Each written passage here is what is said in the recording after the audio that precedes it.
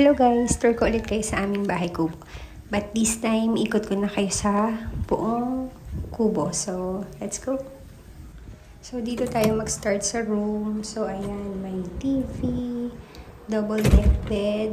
Naka-aircon yung room pero halos hindi naman namin nagagamit kasi talagang malamig dito lalo na sa gabi.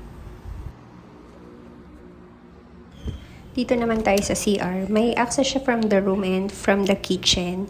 Isa lang kasi yung CR namin. So, pag may visitor, dito na lang sila dadaan sa kitchen para at least hindi na din maabala yung nasa loob ng room, lalo na pagtulog yung mga kids.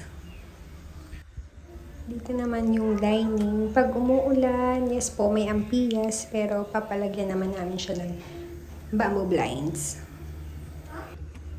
Dito naman kami madalas magkape kasi kitang-kita dito ang view ng mountain. Ikot ulit tayo, iba kasi yung view pag galing dito papunta sa kitchen. So, balik tayo.